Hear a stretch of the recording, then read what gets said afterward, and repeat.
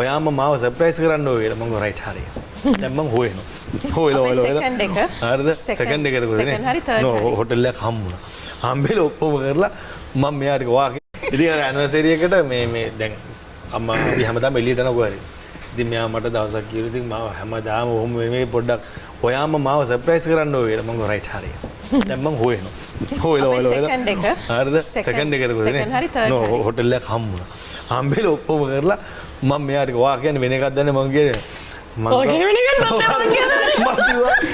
කිව්වා මේ සුදු මේ තැනක් තියෙනවා මෙන්න මේකට කෝල් එකක් දීලා බුක් කරන්න ඒක කෝල් මම සර්ප්‍රයිස් මම කිව්වා සර්ප්‍රයිස් වෙන්න මට තේරෙන්නේ නැහැ බුක් කරගන්න ඒ කියන මට කතා කරලා බුකින් එකක් දාලා ගන්න මට තේරෙන්නේ නැහැ මම කොයම අනේ දාන්න මම මෙයාට මම කිව්වා මම වා දාන්න ඊට පස්සේ ගියාට පස්සේ සර්ප්‍රයිස් වෙන්න තව සර්ප්‍රයිස් එකක් කරා මම හිතන්නේ දෙවෙනි හරි තුන්වෙනි හරි ඇනිවර්සරි අර පැත්තෙන් සංගීත කියන මම හොඳයි මෙලි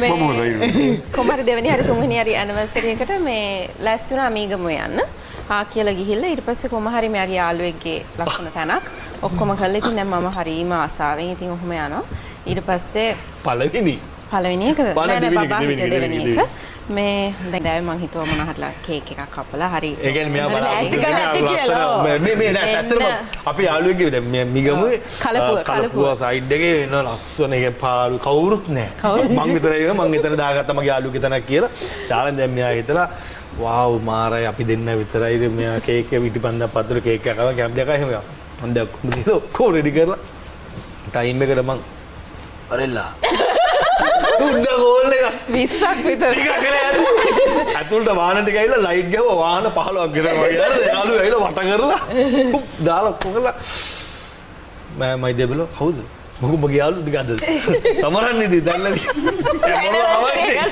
පාන්න රාත්‍රියට ඉවරලා දැනුණු තාලා ඇයි දැන් මෙයා සමරනවා මම පොඩි එක්කෙනත් එක්ක කාමරේ ඉතින් මට පොඩි එක්කෙනත් තියාගෙන සමරන්න ඒක තමයි රියැලිටි එක නේ තමයි දා ඉගෙන ගන්න. ඊට පස්සේ මෙයා මගෙන් ඇවිල්ලා ඔයා මොකක් හරි දෙයක් ලැබුවද ඊයේ? මොකද්ද ඒ මොකද කියන්නේ මොකද්ද කියන මේකේ තේරුම දන්නවද කියලා.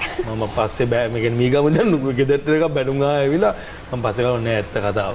මං කරේ කොහොමද? ඒ කියන්නේ දා දවසේ පොඩ්ඩක් තනියම ඉන්න ඕනේ. නෑ නෑ ඒක මං කියන්නේ මම ඒක තේරුම් ගන්න. ඒක ඇවිල්ලා ඒ රන්දිව හම්බෙච්ච සතුට ඔයා සමරලා. හොඳටම දන්නවා.